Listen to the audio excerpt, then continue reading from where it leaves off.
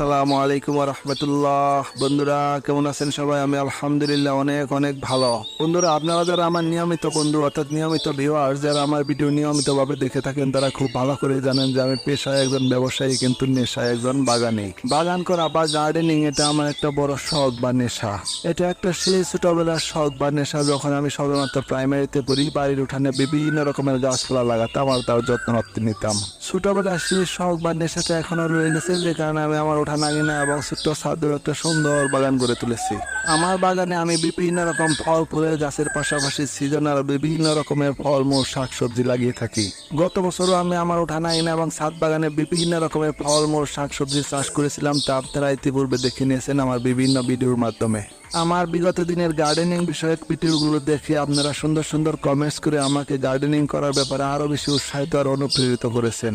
আমার উৎসাহ আর প্রেরণার পিছনে আপনাদের ভূমিকা অপরিসীম, সে কারণে আপনাদের প্রতি রইল আমার অকৃত্রিম ভালোবাসা আর অভিনন্দন।